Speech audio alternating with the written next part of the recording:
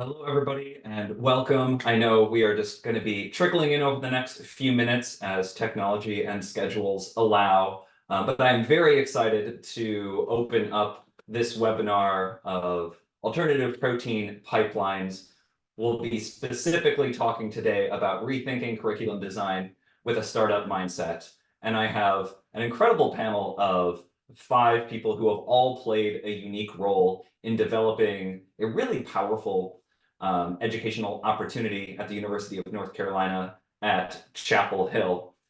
And for those of you who may be joining us for the first time, or maybe just want a little bit of a refresher of who we are and what we are doing specifically within the academic and training ecosystems, before we dive into our panel, I'll just give you a quick background on where we are coming from today.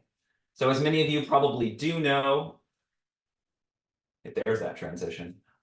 We are coming from the Good Food Institute. We are a 501c3 nonprofit think tank powered completely by philanthropy. And in our organization, we promote the growth of science, industry, and policy ecosystems to help create a world where alternative proteins are no longer alternative.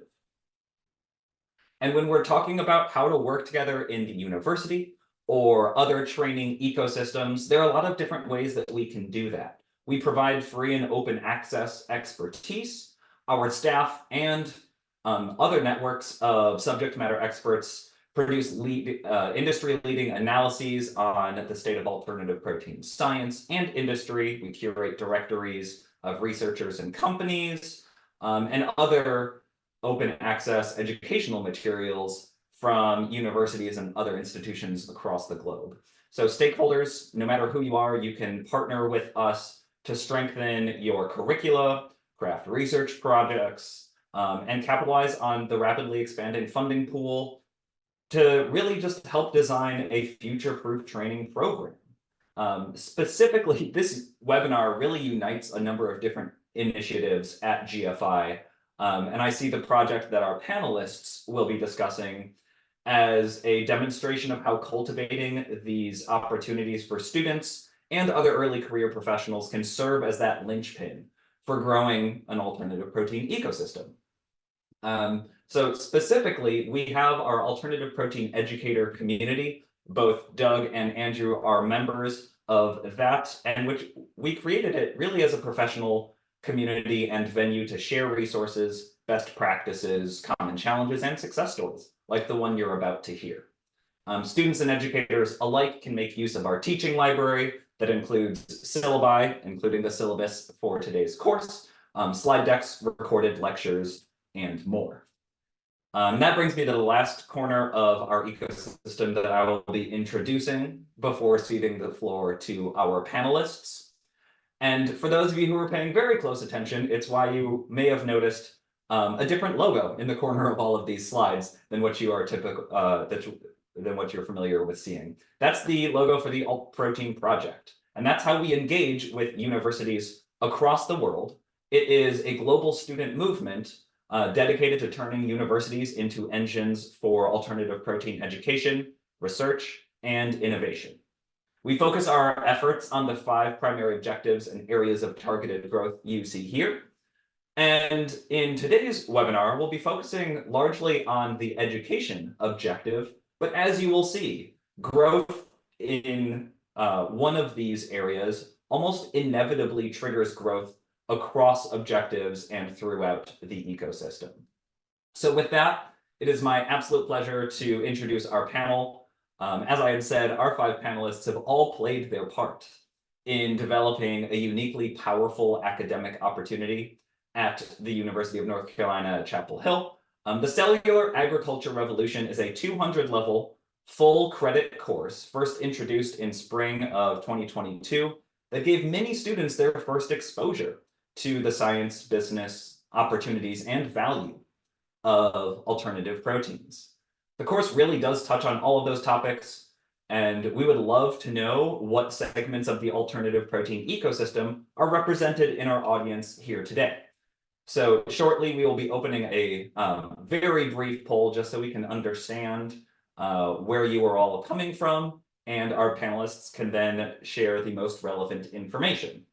As a reminder, please share any sort of comments or resources you have in the chat box, but any questions that you have for our panelists, please stick to the Q&A box so that we can better process and make sure that we respond to them as best as possible.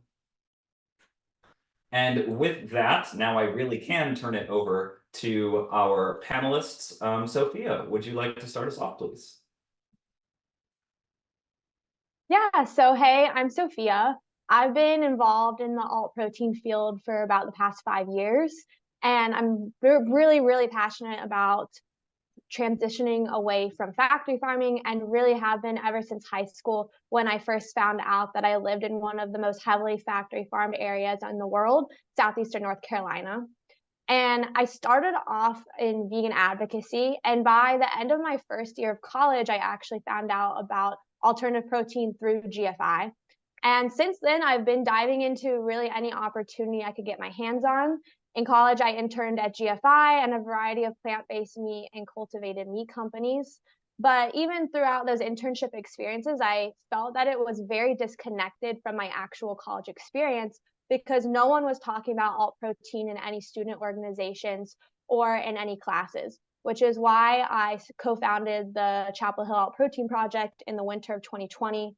And we hosted lots of events to build community and spent most of our time working on building the course that we will, of course, be talking about later. And then once I graduated, I briefly started a plant-based meat startup and soon realized that that wasn't exactly the path I should be on right now, and completely changed paths, moved to Tel Aviv in Israel and organized Israel's biggest food tech conference called Food Tech IL. And for about the past year and a half or so, I've been at Redefine Meat on their strategy and growth team, where I'm working on expanding us into new countries and into new sales channels. We're a plant-based meat company focusing on plant-based steaks, and we're currently selling in about 13 countries across Europe, soon the US, excitingly. And I'm also a food hack ambassador for Tel Aviv, where I continue to organize events for the food tech community here locally. Thank you, Sophia. Michaela, would you like to introduce yourself, please? Sure. Hey, everyone. I'm Michaela. I got started in this space, I guess. Well, I actually became aware of it back in high school. I wrote an essay about it in an application to a summer program that I unfortunately did not get into. But in college, after COVID, after we were back on campus, I was looking for things to do. We were coming out of isolation, and I was really eager to get my hands onto something new on campus. And I saw a Facebook post by one of the co-founders of the Chapel Hill chapter, Deeksha. And I thought, you know, I wrote an essay about this back in high school. This is perfect. I'm going to get involved. So yeah, I joined as the director of marketing for my first year there. It was my junior year of college. And then for my senior year of college, I actually was the president of the chapter after Sophia, and then helped continue her work on the course that we will be talking about. And then throughout this process, I was able to get an internship at Gelitech, and now I'm here full time.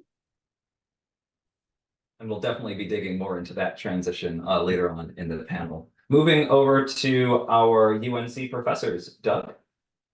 Yeah, hi, I'm Doug Fansteel. Yeah, I'm an associate professor here at UNC. I run a lab. We mostly do genetics and genomics research and human disease. But, you know, yeah, I'm personally vegan. And so I was interested in trying to find ways to do our research without using animal products like FBS and antibodies and things like that. And I was actually recruiting people for this project when I think maybe Amy at GFI or Sophia saw me tweeting about this and reached out to see if I'd be interested in teaching the class or helping teach the class. Yeah, and so I didn't know much about cultivated meat at the time. I needed to like research that a little bit and figure out what the deal was. But I quickly became a huge proponent of cultivated meat. So now we've taught the class for 3 years. Really enjoyed everything about the class. Yeah, and now our lab's actually doing some cultivated meat research in the lab too. The hard part about these introductions is that I can't dig into anything that was just said so that we can introduce everybody, but don't worry, we will follow up on all of this. Andrew, would you like to introduce yourself, please? Yeah, hello everyone. My name is Andrew Gladden. I'm an associate professor here at UNC. I'm actually in the Department of Pathology and Laboratory Sciences. I also run a lab that concentrates on genetics of endometrial cancer, but I also do a lot of work in 3D tissue patterning organization. And I believe that's how Sophia targeted me when she was recruiting faculty to teach the course. I'm also a very avid foodie, so I love to eat. And I really have been excited to learn about this alternative protein field and also get heavily involved with it. I think the science is absolutely fascinating, and I think it's a great area to expand in. Thank you, Andrew. And rounding out our panel, Stephanie. Hi, everyone. I'm Stephanie. I am the founder and CEO of Gelatech. Originally I'm from Denmark. I saw we actually have someone from Sweden in the chat, so that's really far away. I'm quite impressed by that. We have people from all over. So my background is in biotechnology. I've always been very passionate about entrepreneurship and impact, and I started my own company, Gelatech, back in 2020. In short, what we do, we use cell ag and biotechnology to basically future-proof, if you will, the way that we get proteins. So really with the goal of moving us away or becoming independent of animal agriculture for any and all proteins, especially complex proteins that currently can only be sourced from animals. And yeah, I was one of the guest lecturers as part of this course, I think 2 times now, and I've been very impressed with the interest that you guys have had and all the work that Sophia and Michaela have done to make this happen. So excited to learn more. Thank you to all of you. And as a reminder to our attendees, if you have questions, whether it be about a general topic or the specific stories of any of our panelists, please put that in the Q&A box so we can make sure to answer those as they come up. So for the sake of building this cohesive narrative, because at this point, the course is almost an ecosystem in and of itself. Sophia, I would love to start with you and just kind of have you walk us through how this process started. How did you know what first steps to take when trying to build something that would turn into a course? So thankfully we had GFI behind us the whole time. GFI provided us with plenty of resources to understand how to professionally reach out to professors and every step you need to take from A to Z, from the outreach to the building of the course to the marketing of the course to students. And yeah, we started off by emailing around 500 professors or so all throughout every scientific department at UNC, with really broad outreach, but focused on STEM departments to make sure that we're getting quite a few STEM students involved. We originally were focused more on the environmental department, but didn't get a lot of traction there. So then we reached out to about 500 professors, and we had Doug, Andrew, and Alan get on board to help lead the first class. I think more than anything, for those of you thinking to do something similar, yeah, 500 professors. So it definitely takes persistence, but if you get the right few champions on board, sometimes that's all it takes. Exactly. And Michaela go ahead. I'll Sophia. add one more thing that we started off targeted with very specific biology classes and very specific sustainability classes, people who you really think would be the ones to lead something like this. And then we decided to be creative and reach out to graduate and undergraduate classes, and then eventually mix different departments to create this class. And I think it ended up for being the best because now it's a very multidisciplinary class. So being creative like that can end up bringing in a wider variety of students as well, hopefully. Well, speaking of that, given Doug, Andrew, obviously you were the ones that became interested and signed up to join this project. So I would love to know how you were convinced. What did the student Sophia and the rest of the team need to show you and demonstrate to really get you on board? Doug, would you like to start? Sure. I'll have to think back a little bit. I was hesitant at first because I didn't really know much about cultivated meat, and it sounded off-putting to me, maybe even unnecessary at the time, right? As a vegan, right? I thought, why do we need meat? Let's have beans and tofu, which now seems very naive of me to think. So I actually did a lot of reading and talked to all types of people, philosophy professors and all types of stuff to learn about it. But I was quickly convinced it was important, very important actually, and really the right steps forward. But so that was just on my personal side. In terms of the class, I could tell that with the Chapel Hill Alt Protein Project and GFI behind it, there was a lot of momentum and organization. I was also the last professor to sign on, so there was already a lot going on towards making it a class when I signed on. So I didn't really require any convincing on that end. And I actually really liked the idea of being involved in a class that was initiated by a student group. That was actually very appealing to me. So I'll take over for that, since I think I joined before Doug did, and I had to convince Doug a little bit. I remember us talking, and I was kind of like, yes, please, I need someone else to help me with this. How was I convinced? So I was very interested in this area. I've always been very interested in kind of food science.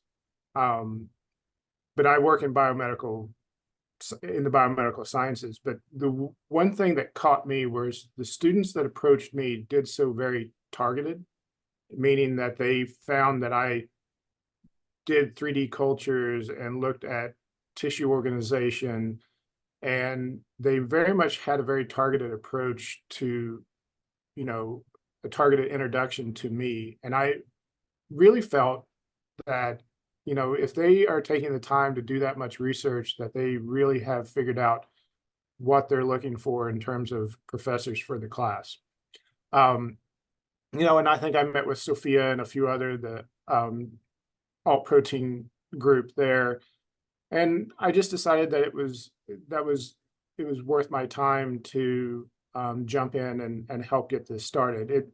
It's been a process, but I'm really happy with where the class is now and how it's kind of evolved from what we thought was just going to be cellular agriculture into what Nathan indicated is it's kind of hitting many different aspects of the alternative protein field, not just cellular agriculture, but fermentation and plant-based stuff, plant-based items also. So it's really evolved quite nicely.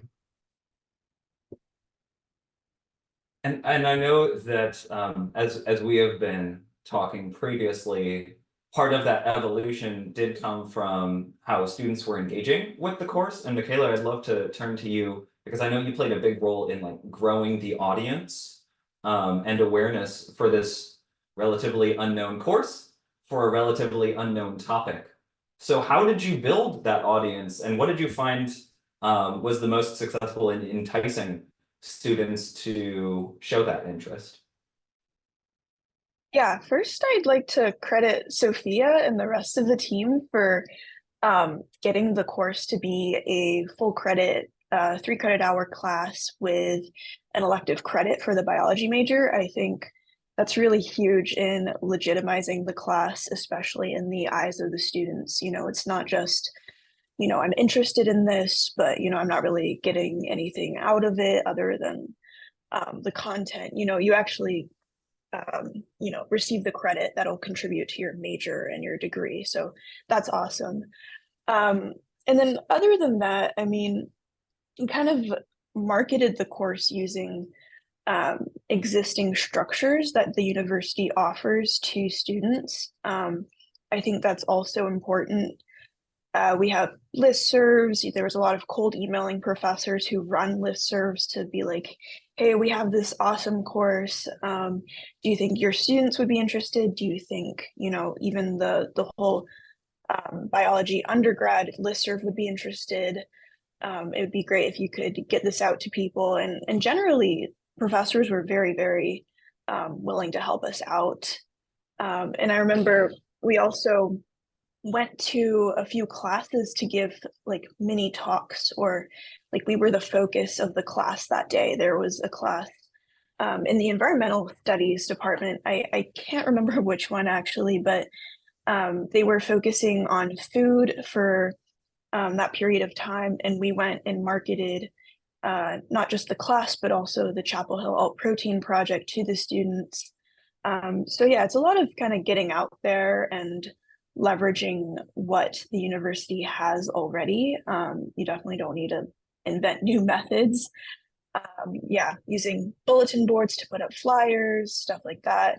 And then I also think students are generally interested in the topic. I mean, I know like quote unquote like lab grown meat is kind of a buzzy topic right now. So I think that draws people in itself.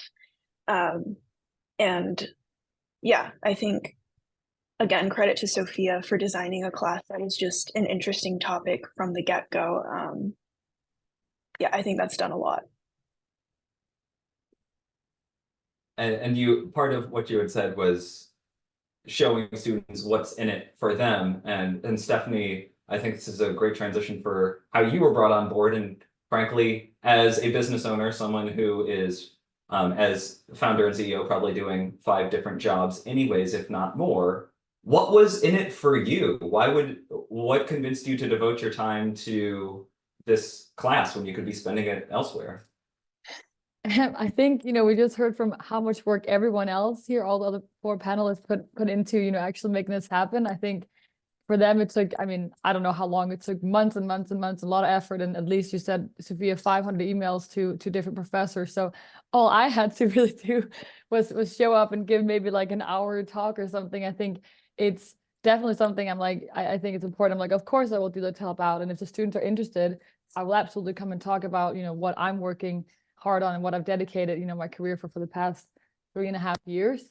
I also think just personally, I'm very like motivated and inspired to try and encourage, you know, the next generation founders. So I'm sure there's a lot of students that are taking the class that have amazing ideas that are just maybe waiting for kind of like that push or a little bit of confidence to actually go out and start something themselves.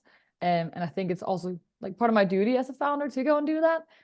So I thought it's fun. I think it's interesting, and I'd like also promoting kind of local ecosystem and networking and meeting the students that are out there and the professors too. Thank you. And speaking of student ideas, I think now would be a great time for those attendees who may not have already seen the syllabus that you have so graciously provided in our teaching library, to just kind of give an overview of what the course structure is like in its current iteration. Either Andrew or Doug, would you like to kind of give some broad strokes on what it looks like from the student perspective? Yeah, so the way this course is designed, we do introduce some normal topics of like cell culture, what media is, but the other thing that we do is we pull in experts from, you know, on plant biology, on from industry such as Stephanie. We have many industry partners who come in and have really inspired the students. They see that this can be done and how they can apply their science in a manner that, you know, they're learning in a classroom, but that now they're really seeing how their science that they're learning in the classroom can be applied in the real world, and how it can help, you know, drive different areas forward. And so that industry addition there has really been critically important. And then we have partners from neighboring universities that come and help us with anything from lectures on sensory studies to lectures on, you know, FDA, USDA approval, and all of these things. So it's really been kind of a team effort that we've built up over the years. I don't know if you have anything else to add there, Doug. No, some of the other topics we have people coming and speak about venture capital, like how these things are funded. Yeah, just a lot of different angles on the topic. And just to add one thing from what Stephanie said, it is noticeable when especially certain speakers like Stephanie and some of the other really inspiring people come and give talks, you can just feel how empowered the students are from probably never have thought about starting a company or working for a startup or anything entrepreneurial, to all of a sudden, like, light bulbs going off in their head, seeing that this is possible and an exciting career path. So sorry, tangent, I just want to address that one thing. It's very noticeable. Absolutely. And just so there is just kind of a framework, how many or what proportion of the class periods would you say that either of you are the direct facilitators of, as opposed to having a guest lecturer, either from academia or industry? I think Andrew and I each teach 1 or 2 lectures now, I think is all it is. And then the vast majority is guest lectures. We do have these sort of classes that are just a quiz and then discussions, which we lead. I think we have 4 of those throughout the semester. So we're kind of moderate that one, I would say. But the rest is basically guest lectures. Yeah, and we so Doug and I do moderate those classes with the guest lecturers, whether they're in person or remote, and that's rather helpful. I can tell you when we first started the first year, we were trying to get a kind of a student to help us teach, or a student teacher. And the department, we originally started this in the biology department, and the biology department very much would not give us a student teacher at all. So we kind of bypassed that, and Doug and I have been kind of moderating everything throughout the rest of these last 2 years on the course. And all of this, at least from my perspective, I actually am an alum of UNC Chapel Hill. A course like this did not exist when I was in school. It is in many ways a pretty unique design. So maybe Sophia, you could start us off with the next topic of just, in terms of the structure of the course, how many of those decisions were just kind of forced by the resources you had available to you? And what sort of decision-making process what was brought into play when figuring out how to design this unique curriculum? So I think that having the majority of the classes taught by speakers, outside speakers, was originally forced, but I think it ended up being for the best of the course 100%. So originally, there's no food science departments at UNC. There's a small biomedical engineering department. As Andrew said, he teaches biomedical engineering right now, but it's pretty small, and there's not that many departments that directly are applicable to alternative protein. So the professors teaching it aren't directly involved in alternative protein, as they said, so they couldn't exactly be the best experts to be teaching the lectures, which is why we brought in these external speakers, whether they're remotely or within the North Carolina ecosystem of alt protein. So I think around at least half of the classes are in-person speakers from the local ecosystem, and maybe about half are online.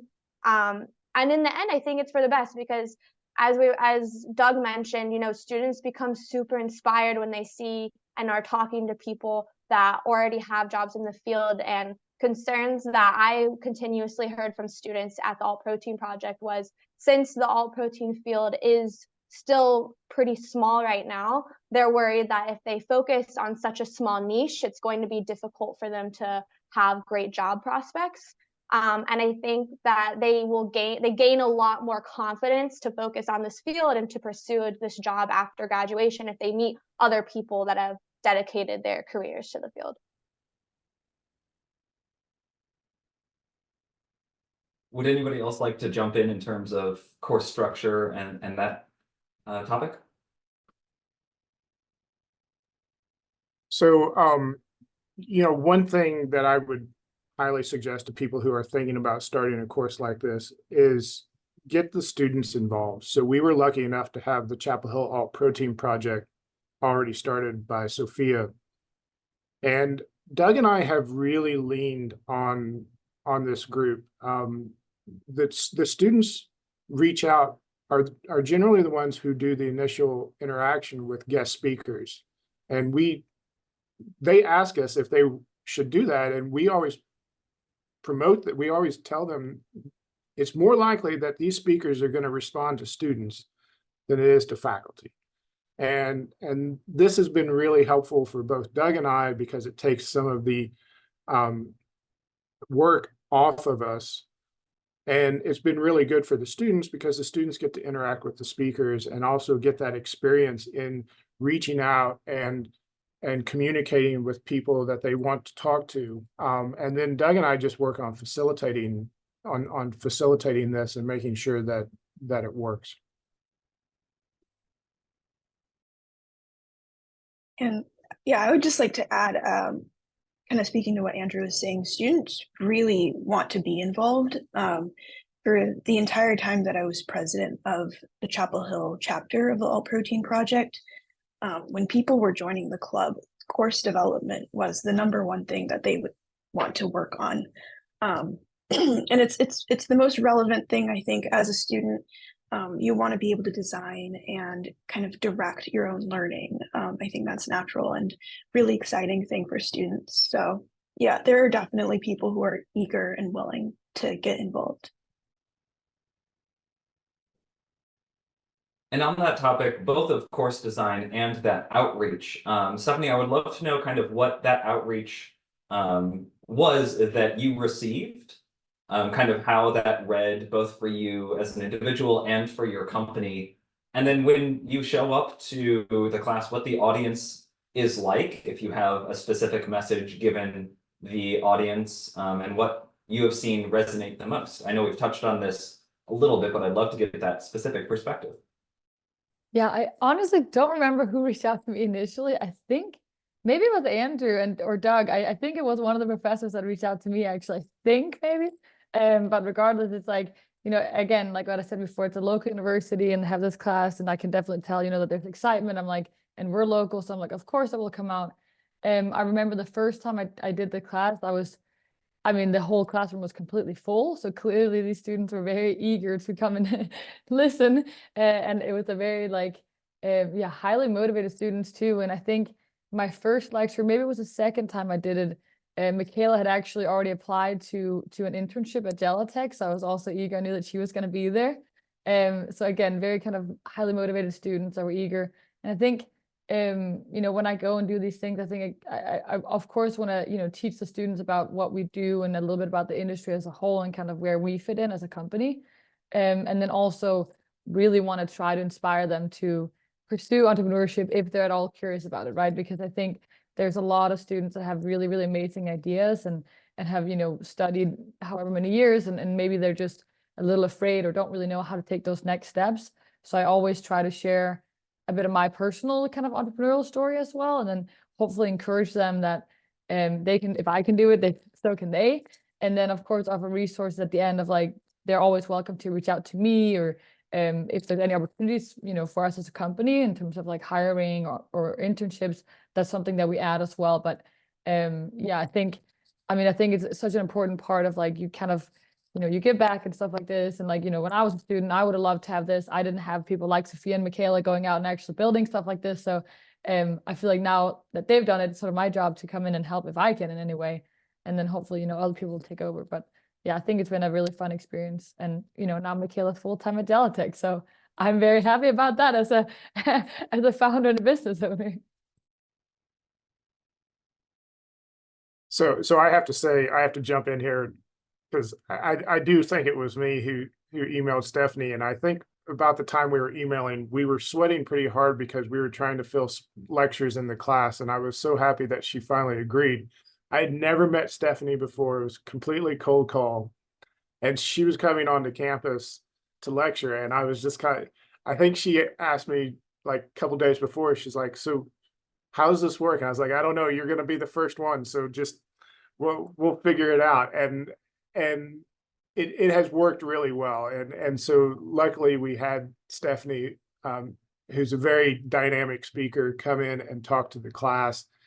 And even when I was sitting there, and like Doug has said, you kind of watch the faces of the students and you realize, okay, this is what we need to be doing for the class instead of giving traditional lectures, is actually, getting them in front of getting people in front of the students that the students can relate with and see what they can be in the future. So part of that credits to Stephanie jumping out on a limb for us. So I just want to give that kudos to her.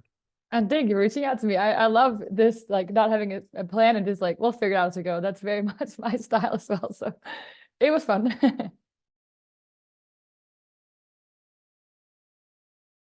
Well, I think that does kind of speak to the title of this webinar of curriculum design with a startup mindset. I mean, that is the mostly blessing of teaching within such a novel and rapidly evolving field, is that it can be so iterative. And so for everybody who is a part of this webinar, I mean, I would encourage you to have that flexibility built in so that you can react to student engagement in the way that was just described.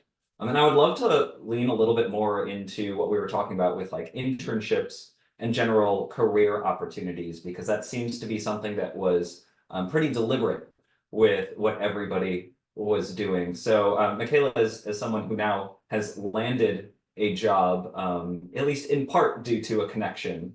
How did you see the interaction between this course specifically and your transition out of the university?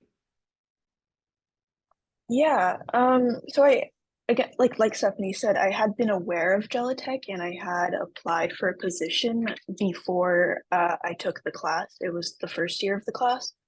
But I saw on the syllabus that Stephanie would be there. So I was like, oh, this is the perfect chance for me to introduce myself, maybe like have a small chat. And I think actually being able to see Stephanie there in person and see her and the other startup founders talk about, here's the problem we see, here's our solution, and here's our process. It really, I guess, defogs the window, I guess you could say, into what's going on in the industry. And it makes it much less nebulous, because I know like when I started college, I had no idea what it was like to work in an industry job, So I think that kind of allowed me to put myself in those shoes and be like, oh, this is where I could contribute. This is where I could apply my knowledge. And so Stephanie and the other speakers had a huge role in, I guess, giving me the confidence to actually believe that I could continue on here, not just during the internship, but also after. And that's why I asked for a return offer as well. So.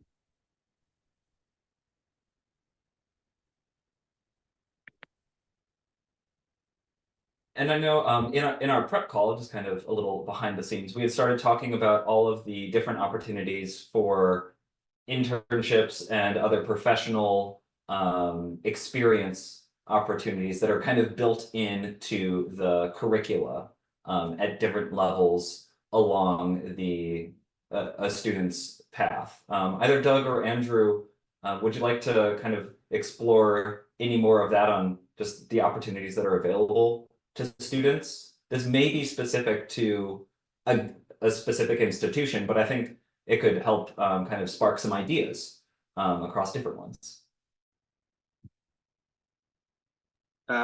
Yeah, so first of all, every year, I think we've had students in the class who are interested in working for one of these companies, who, you know, stay after class to talk with the guest lecturers or follow up with them, come to Andrew and I to ask about if we can connect them with different companies.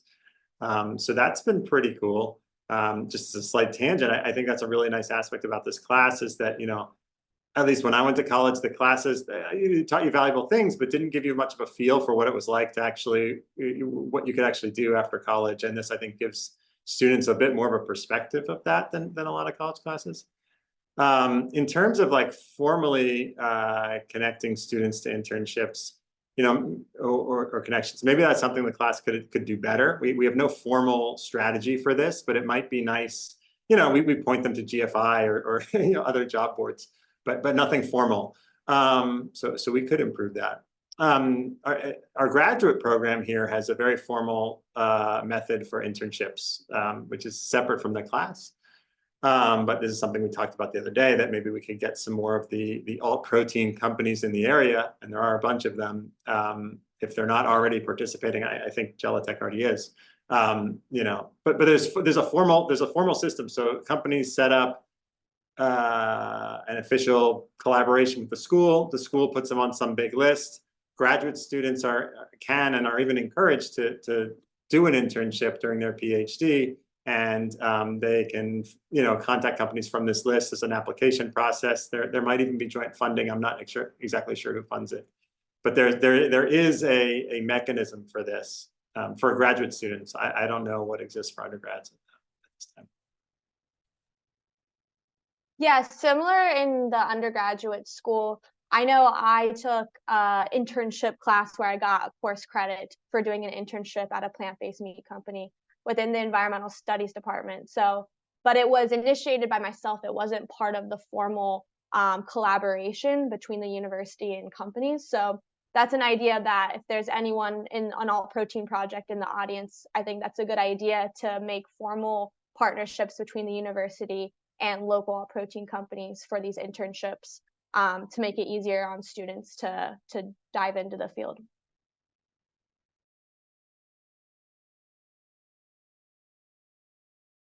And again, this is something that may be unique to the research triangle, which UNC is around.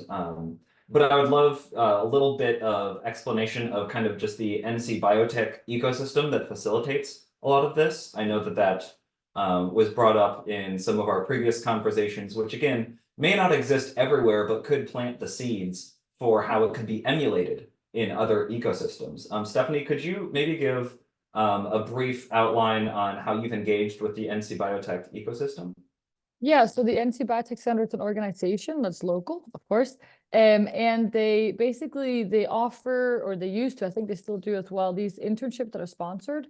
It used to be that you could apply as a company for, you know, two interns, where they would sponsor half of the cost, or to basically have into the thing for, what was it, like two months or so, Michaela, over the summer, I think it is. And then it got so popular that it ended up being just one intern per company. So that's one thing that they do. They also have like resources around, like if you need access to different like market reports, stuff like this. They also have a job board that you can post, you know, jobs on as a company, and you can apply through. They have a physical location where there's like the library that I mentioned with reports and other things like that. And then I think they also co-host different events throughout the year. They've had some like pitching events where they bring in some investors and stuff like that. I think they also co-host other events. So it's just a great resource to like just stay on top of, and maybe like subscribe to the newsletter and kind of keep an eye for what they're doing. But I'm sure there are maybe other things around too. I'm not sure about it in Sweden and further away, but at least in North Carolina we have that, which has been very helpful for us. And that's how we got Michaela on as an intern too, was via that internship program that they had. And here again, I would make the call out to everybody listening to this webinar that as being a semi-local, I am somewhat connected to the NC Biotech ecosystem, and I know that some very relevant companies are not yet plugged in to that network. All of which to say, whenever you come across these sorts of organizations, share them as widely as possible. Share them with us at GFI, because then we can help make those connections. Share that with your colleagues, because I know most startups could probably use an intern or two, especially when the staff is in the very beginning of the growing stages. And there are often a lot of opportunities out there that just you need to know about, and a quick Google search will not be enough to show you what all of the opportunities are.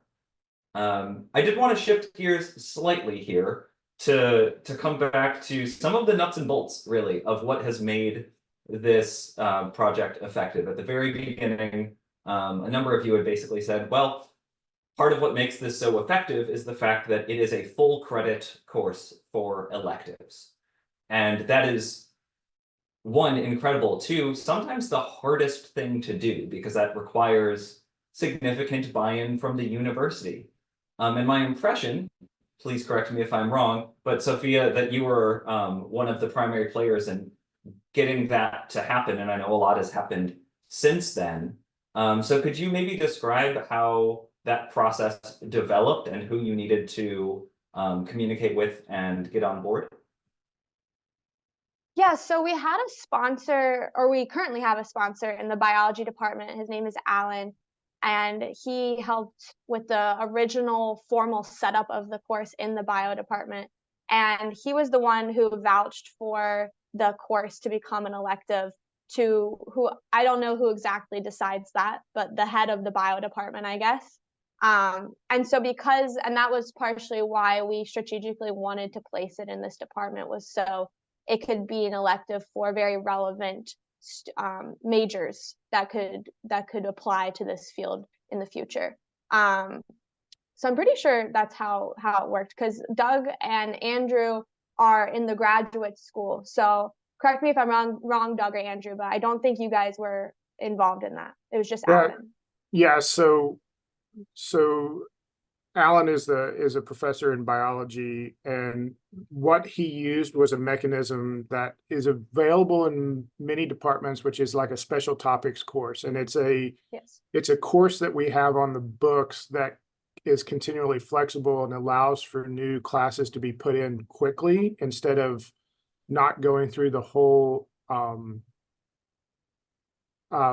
application process to get the course on the books or in a program. And so there's a little more flexibility there.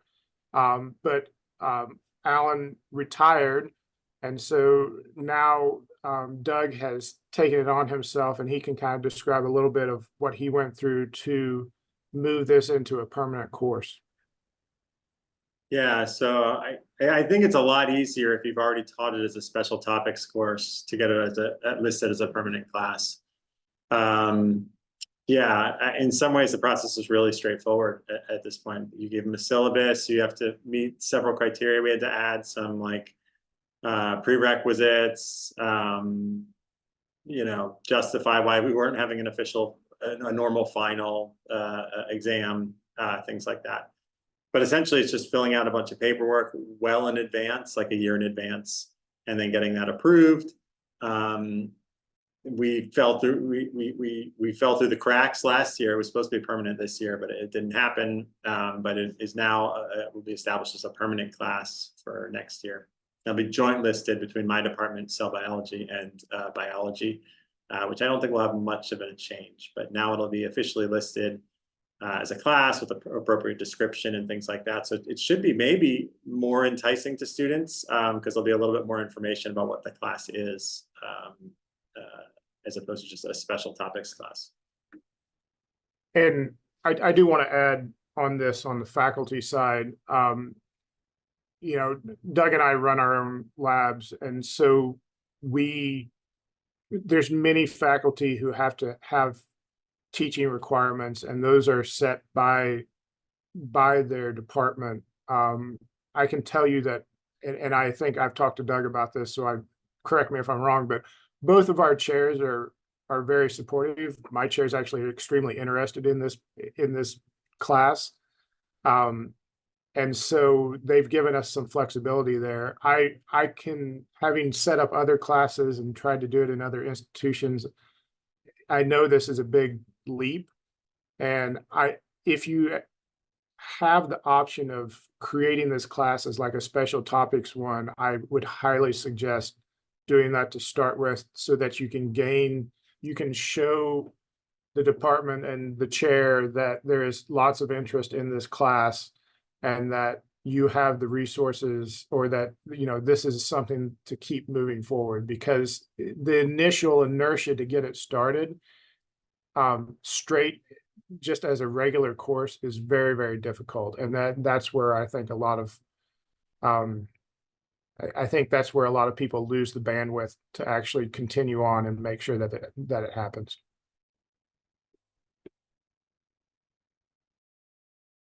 And although this was not the model that I know you all took, I just wanted to jump in to highlight some work that other alt protein project chapters are doing in terms of building up that initial momentum. As Andrew was describing, some other groups have had a lot of success starting not even with an accredited course, but an informal fellowship that is purely student-led. And then the students are able to use the involvement and engagement in that informal fellowship as justification to then make that first step into a special topics course. So even if what was just described is not available in your ecosystem, there are absolutely avenues in to get that process started. Now, throughout this entire conversation, everybody has made some allusions to like the evolution of how this course and the engagement with it has progressed. And I would love to know just what sparked that evolution in terms of lessons learned, in terms of student feedback, and any other sorts of necessities that elicited that evolution. Andrew, I see that elicited a significant reaction from you. Do you have something that immediately comes to mind? I have many things that come to mind. So I primarily teach graduate courses, and I had never taught an undergraduate course before, so this was my first undergraduate course. And in the graduate courses that I teach, I don't get overly concerned about grades. I found out that the undergraduate students get very concerned about grades, particularly the first year. And so this was a very fast learning curve for me to figure out ways that we can grade students in different manners. We were very much, the first year was very much a test run, and we continually changed it, and we continually look at student feedback and really take the feedback to heart and try to change it in the best way that we can. Doug, you want to add some other things? That's pretty much it. Yeah, we do use student feedback. Yeah, and we're still continuing to evolve it. It's not really feasible, but we think about ways that like students could get more hands-on experience, maybe culturing bovine satellite cells or something. It doesn't seem feasible right now. We have a field trip, but it's optional because of scheduling issues. But it's very popular for the few people, the students who go, I think really enjoy it. And I'd really love to get students to eat something in the class. But cultivated meat would be the goal. But even like, protein, plant-based products, that seems like it should be part of this class somehow. We're still trying to figure out how to get some of these things worked in if possible. And to that note, Doug and I have wanted to add the tasting to the class ever since the beginning. And when we were looking into it, the logistics and legalities of trying to give food to students was overwhelming. And we very quickly were like, okay, we'll keep that in. We'll keep thinking about this, but until it gets easier, and as Michaela and Sophia said, we don't have a food department here, and so the setup here is very different, and we come at this from more of a Doug and I come at this from more of a biomedical side of it, even though the two areas are very closely linked. But yeah, the trying to give students food was quite the adventure that we quickly backed out of.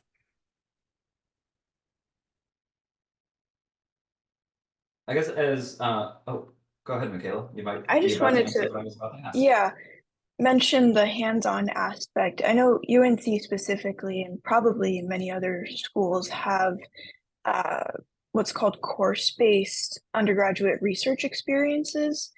And it kind of allows students to get hands-on research experience and then obtain course credit for that. So I don't know if you guys, Doug and Andrew, have considered that, or other people watching at other universities, that's a potential route you can take.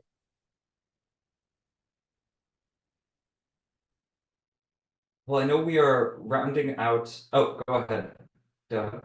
Oh, I mean, yeah, we've had people in our lab that do research for course credit. I think that's the same thing.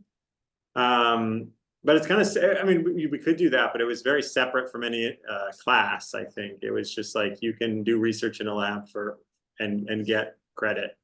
But it would be hard if it's via that mechanism. It seems like it would still be hard to facilitate that for a lot of people, right? Especially if you have resources. Yeah. Okay.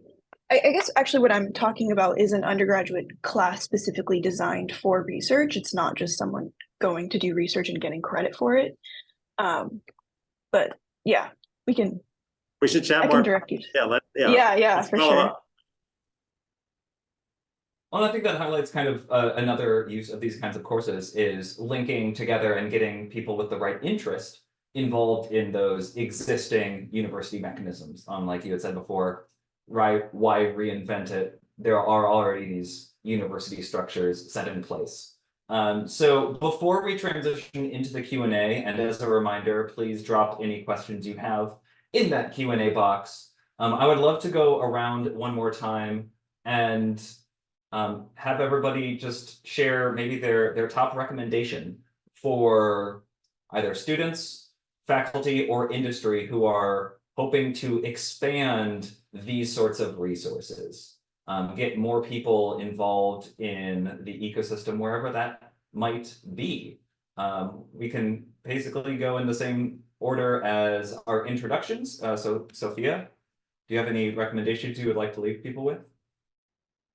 Yeah, I guess I would say number one is that even though I think starting a full class in alt protein is the goal, and hopefully the dream is to one day have multiple classes and have a minor or have a major in alt protein, starting at ground zero, we could even incorporate alt protein as a class lecture into a bio 101 class. And I think that's a great goal as well. So be creative with how you can incorporate alt protein into these classes. And I think that could be just as impactful as having an actual classes, incorporating it into an entry-level science class so that lots of students get exposed to it and they can really start to understand alt protein before committing to a whole class.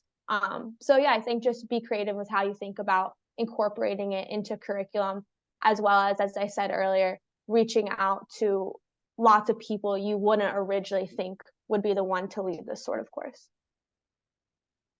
Thank you. Michaela? Yeah, I think my top recommendation is to lean into what your team wants and what the students around you want when it comes to course development. Part of my job as president was to lead the team of people who are working on gathering speakers and creating course materials for the class. But I think what really helped was to actually let them do what they thought as students would be best for other students.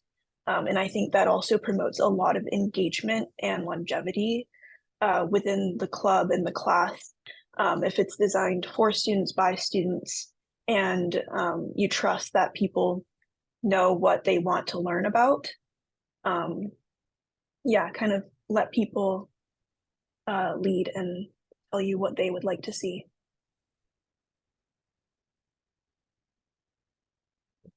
Doug?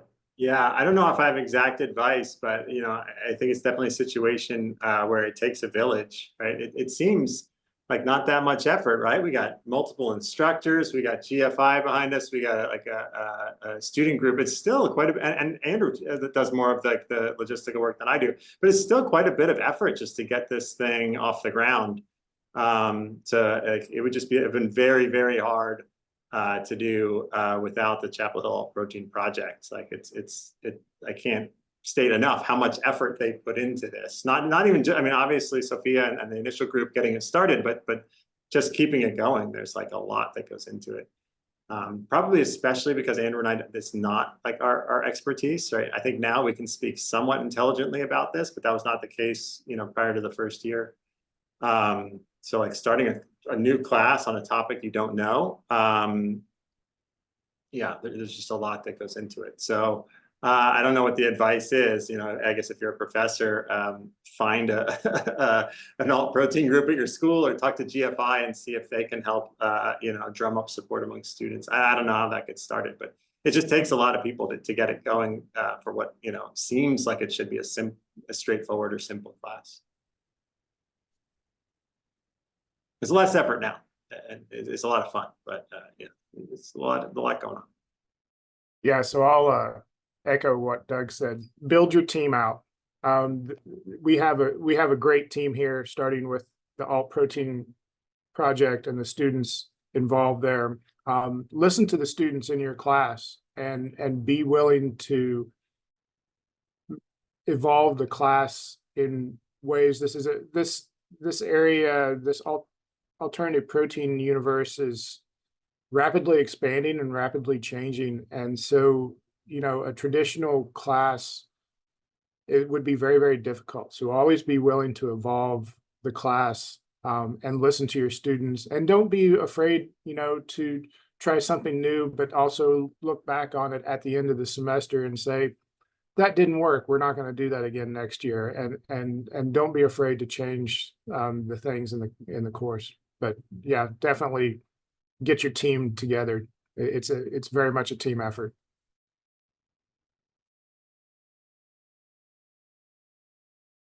Stephanie, would you like to round us out?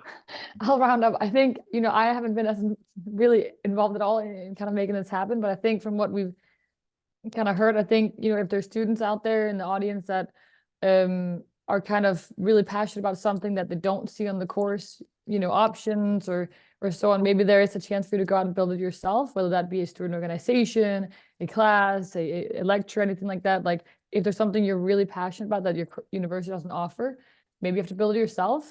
And then if there's any professors out there, if a student group comes to you really passionate and want to do something, I think even though maybe not is in your wheelhouse, even your own department, I think saying yes, or at least being open-minded, has really made this happen.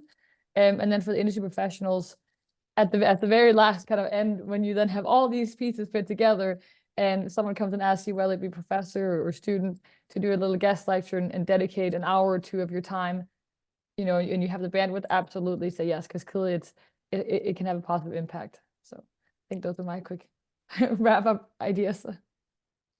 Well, thank you to all of you. And I really do hope that what we were able to hear today serves as a model that some of you on this call might be able to take into your own ecosystems, whether you are designing a course as a student or faculty, or engaging with one as an industry partner as well. Now is the time to transition over to the Q&A. So as a reminder, if you have yet to ask a question that you have, please put that in the Q&A box. And we can get started with that. Andrew, it looks like you have a question that you would like to answer off the bat. Yeah, so there's this question here from this master's student in Germany who's doing a master's in physics, and asks about what industry is looking for. And I'm going to have Stephanie jump in after this, but what I have seen from field trips and talking with people in industry, anyone in science, anyone in computational biology, there's a spot for you in this industry. And you're working on physics. I can immediately think of some of our classes we have on bioreactors and how bioreactors are tweaked and the physics of the fluid dynamics in the bioreactors. And I guarantee you as a master's student in physics would know 10 times more about that than I do. And I can immediately show you that that is an area that you could immediately go into in this field. So I'm going to let Stephanie kind of maybe piggyback on that. No, I think you're right. Absolutely. That's super, super relevant for biotech and food tech. I also think in general, something that I guess we've done with Gelatech is that when we have people that apply, maybe if you have kind of like two candidates, let's say that you're comparing, one has perfect, I guess, background in terms of like what degree they have and they know everything, but maybe aren't as kind of passionate and as driven and as sort of like open-minded as and then you have another student which maybe has like 8 or 10 or 8 out of 10 or like 9 out of 10 of like the skill set that they need, but they're super driven, really eager to learn, and super passionate. I would always hire the latter because I think, you can always learn new skills and adapt existing skills. As long as you have that kind of go-getter mindset and you're excited and passionate, then I think we can always learn. So I definitely think there's tons of opportunity for you in that space and field. And I did see a number of questions come in about, career opportunities and advice. So I just want to take the time of highlighting some of the other resources that we have available at GFI. The first is another webinar series all about careers in the alternative protein ecosystem. So I'd encourage you to check that out. We also have our careers board where we link to some other additional job boards as well that have some really well curated opportunities and insights into the types of skills and technical knowledge that might be the most relevant. Excuse me. Actually, recently there is a resource that was published that was specific to the Asia Pacific region, but definitely has a lot of crossover for our global community on a careers map for the plant-based industry. So that can be another way of just kind of seeing what sorts of skills would make the most sense for targeting as you are trying to work your way into this industry. One piece of advice that I had heard recently that I think is really important to keep in mind is if you are looking to get into the alternative protein ecosystem and maybe you're not coming from a food background, it's a really open field that you don't need to start in the alternative protein industry in your first role, because there are a lot more jobs just given the size of the industry in those more established and more traditional food companies. And then once you have that experience, then you will be an even more competitive applicant in the alternative protein industry. So it really just depends on where you're coming from and where you want to go, of course. Before we move on, any other comments from our panel on that topic?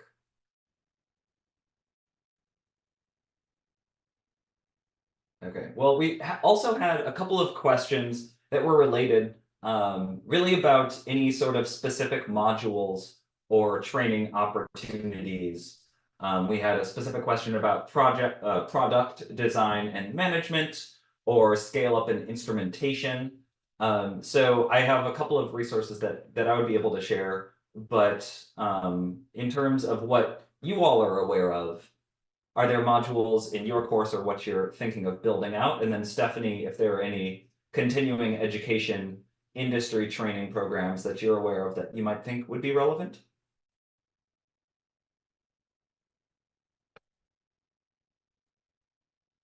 Yeah, I'm not aware of any specific training or this I can put out, but I think just in general, like I think someone also actually put this in the chat box here, no matter what industry you're coming from or background training, definitely like internships is always a great way to get some hands-on experience in different things. But in terms of like formal like training and stuff like this, I'm not sure, but I think again, reach out to, I guess, GFI and the NC Biotech Center in places like this, that might be helpful.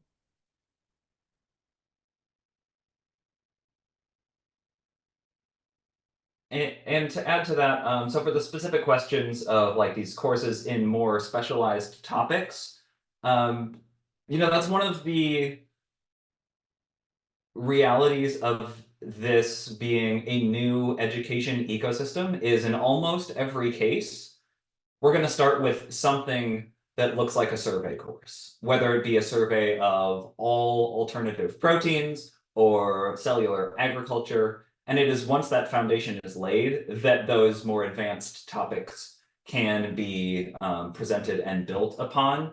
So at this point, we don't see too many of those opportunities yet. I will say that's something that we at GFI are working to expand kind of how we collate this information. So check back, especially in our course database in the coming months, where we will be working to not only identify the courses that are very explicitly designed around alternative proteins, but those that have a lot of carryover. As we already talked about, given the fact that our professors on this panel are not professors in cultivated meat or alternative proteins, when we're talking about product design, I mean, that's going to be relevant across food science when we're talking about scaling up in instrumentation in the pharmaceutical industry, in the biomanufacturing industry. A lot of that coursework and training, until you are actually in a specific job, will have so much carryover that I would encourage you to seek out those opportunities as well. And once you are in those programs, absolutely get the ear of the professor or the department head on how they could introduce the alternative protein work into those existing courses like Sophia had been talking about previously. So I just want to add to that. So we designed this course to not have a large number of prerequisites, partly because we weren't necessarily immediately targeting biology students. We wanted to get students in business. So Sophia was in the School of Business whenever this started. So we get a mix. We made it a lower level course so that we didn't have the prereqs, so that other students from other colleges or other departments could come and experience and get this experience in this course. Now, we do have a Shark Tank presentation that we do at the end, which is kind of starting off with product design. It doesn't get in depth on it, but it gets the student thinking about the process of how to design this. And then we have had other specialty areas. We have some experts on bioreactors that we've had in the class. And, I could see them teaching entire courses on the physics and design of bioreactors. But yeah, really what we were aiming for was more of a survey class for exposure to the field in the area.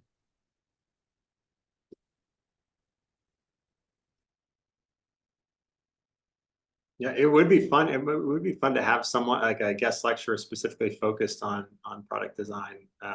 Though I think that would be a relevant thing that we don't quite cover. We do have guest lecturers talk a little bit about bioreactors.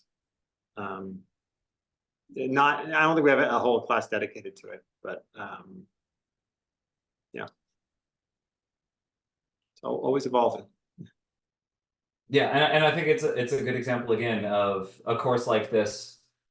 Typically, it'll be 1 or 2 class periods that will spark the interest. And our goal as we continue to expand the education and training ecosystem is then once that interest is sparked, there are those resources available to let students develop even further. That's something that frankly we need to build together.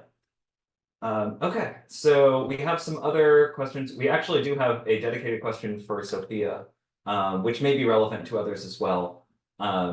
So the question was, before starting the process of creating the course, they were just curious about what the landscape of the alt protein project, and I would imagine just the alt protein ecosystem, looked like, and why you thought there would be enough student interest to initiate the course. So It was very nascent still. The All Protein Project was led by a small group of really passionate students, but we didn't have a ton of general members. And so honestly, we weren't totally sure if we would have amazing attendance, which is why we hardcore marketed it. We spent so much time, as Michaela said earlier, giving like little blurbs in the beginning of huge lecture halls, and thinking of every way we could possibly market it. And then it sold out after, I think, 24 hours. Or, not sold out, but it completely filled up in attendance after 24 hours. So we were super happy about that, and it proved that there's definitely demand for it. And year after year, it's filling up after a couple of days of being open when students are signing up for classes. So we didn't know at first, but we were confident that this is going to be an amazing class and students will want to sign up.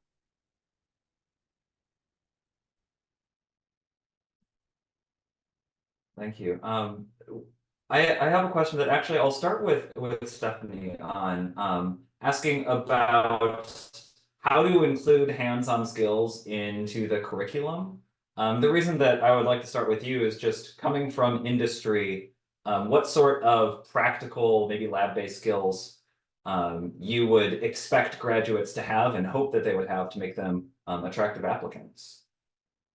I think it might be difficult to incorporate in this kind of, course. I think that usually these kind of skills take a little bit longer to kind of really nail, but maybe just even some experimental kind of like just pipetting and like culturing cells. That's definitely something that, we would like people to do, and an aseptic culture technique. So basically making sure that, you know how to operate and be in a lab and keep the cells safe and keep yourself safe, and just normal like pipetting and handling cells. I think that would be something that could be very interesting for like the cell base. But if you're looking at like fermentation, could also be something like growing some yeast or fermenting, or maybe there's some other like hands-on skill in terms of like plant proteins, like purification. I don't know, other things like that. But for us, definitely some cell culture skills would be great. And Doug, I know you had said that that was one of the dreams and the goals that you had for this course. Is there anything you'd like to add? No, just that it seems logistically hard, right? Cell culture requires you to take care of your cells every day, every other day. Maybe, sporadically, cell cultures can easily get contaminated. Surely, if you have classes full of people doing it, you need a lot of, cell culture hoods. I think it'd be great. I would love to do it. And I wouldn't say, I think it's going to be impossible to incorporate into this class. But I think it's still possible to have a separate class on this. Might have to be smaller, and there's a lot of logistical considerations. I don't know exactly what the best strategy is for getting around those, but like mammalian cell culture would be a very cool class, especially in the context of cultivated meat. But there's some tricks there. I don't know if other schools do this, or even UNC has classes where they do mammalian cell culture. Michaela, you think we already do? Yeah. I know NC State at least has cell culture classes. And that is another example of a way that alternative protein content can be introduced into other tangentially related courses. So as Stephanie was saying, the primary skills, hands-on laboratory skills that would make you, career ready, really do get built kind of across discipline and across field. And so integrating alternative protein content into existing laboratory courses can often be really effective. There are a handful of laboratory protocols on our teaching library that I would encourage you to look into as well, just to see what that model looks like. I know a very comprehensive one from the Tufts University ecosystem is available for anybody and everybody.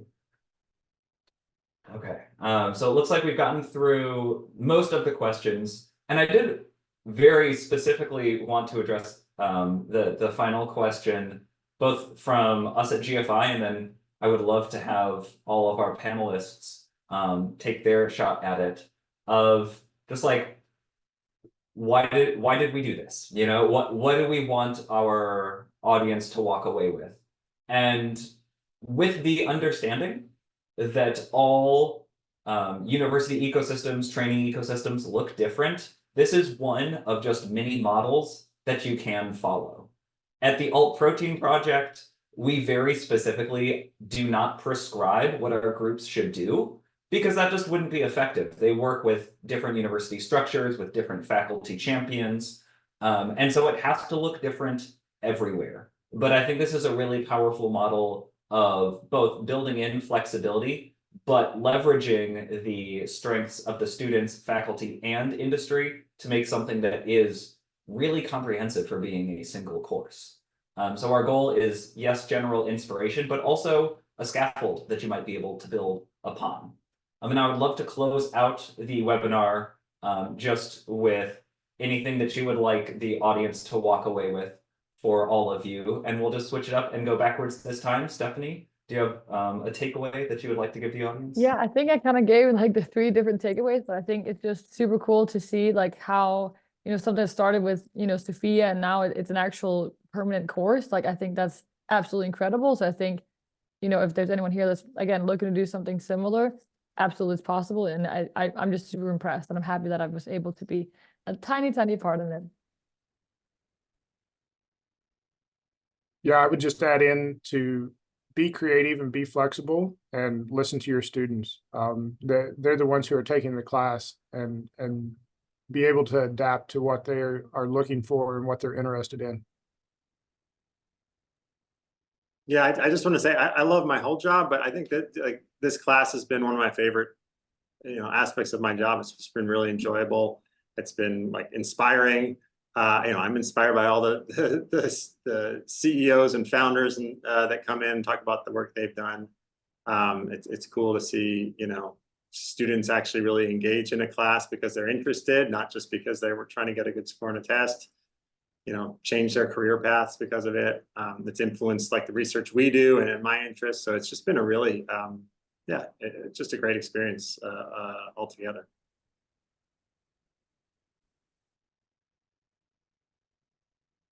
Thank you, Michaela. Yeah, I'd just like to say, I think regardless of why you might be pro alternative protein, why you think that it needs to you know, continuously be improved, and why this industry is important, I think we all recognize that students and universities are a huge part of how we generate knowledge and how we continue to innovate. So yeah, creating classes involving the students will kind of propel the whole industry forward as a whole.